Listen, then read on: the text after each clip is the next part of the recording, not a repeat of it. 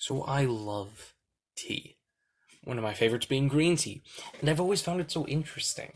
How do we come to this story? Along with many other hot beverages, such as hot chocolates, coffees, really anything that's kind of warm, that's very popular.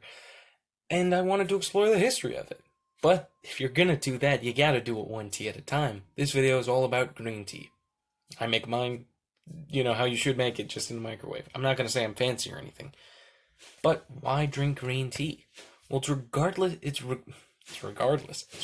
as one of the healthiest teas you can have because of its natural caffeine, which is around 30 to 50 milligrams, usually a little more than that sometimes, and all the antioxidants it has, along with other millions of health, you know, goodness. So I've always wondered what makes it green. Well, it's funny. They take the leaves and buds of a normal type of plant, a tea plant, and then they undergo withering. They dry them out. They make them oxidize like oolong teas and black teas, which have very strong flavors. But green tea is somehow more refreshing. Now, I've always wondered, where did it originate? Who founded it? Well, it originated in China, as I kind of assumed. And I always wondered, who was the person who found it? Well, fun thing, it was the emperor at the time. It was Emperor Shenhong. That was way back in 2737 BC. And the story goes that the emperor accidentally put a dead tea leaf and boiled it in water, and he found it so refreshing. Now, is this true? By all the photos that you can see of him, which are drawings, it seems to be true that it was a dead tea leaf in water that he enjoyed and made it popular. So the real question, why drink green tea? Well, the number of number one, antioxidants. Your body needs those.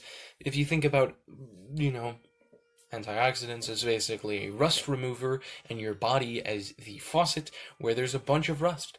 Those can help remove the rust. So, you should drink some. I recommend most people, I'm not a doctor, recommend around 3 to 5 glasses a day, cups a day. I always recommend being safer with 3, and if you really are going to, drink 5. Now, along with it, it has natural caffeine, which lasts way longer than like coffee and other high stimulant drinks like that, like pops and sodas. Which natural caffeine has proven to help your immune system prevent things from going wrong, I guess. And some studies have shown people losing weight and reducing the risk of diabetes, heart disease, and overall diseases. Now, there's no real big proof for it, but that can be assumed. Again, you gotta know that there's a difference between causation and coincidences. Now, most of those cases have been shown by people who have been drinking 3 cups a day, but like everything, you can have too much, so most doctors recommend staying on the healthier side and having under 5. Now, green tea is kind of boring. I will admit that. It's a simple tea. It's not like black tea, where when you have it in the morning, it has nice woody notes and it feels like it warms up your chest, Green tea isn't that same type of thing. Now, I'm not going to say that it's a bad thing to do, but you can do it, and don't be worried about doing it. If you need to have a little sugar or honey, which I find honey a tiny bit weird in a green tea, but it does kind of work. If you have to have sugar in it to make you eat it and drink it, that is fine.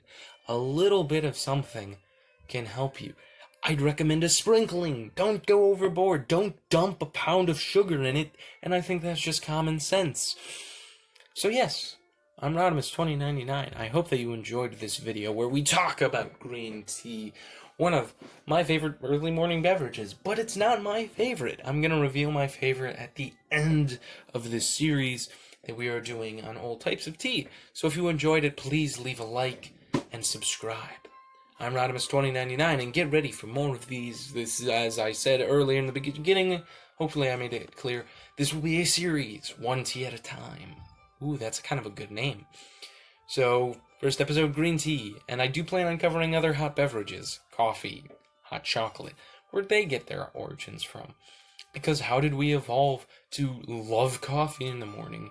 How did we evolve to love hot chocolate sometimes? Big questions that we gotta find out. So join me to find these questions out. Hope you enjoyed. I'll see you guys in the next video. Goodbye.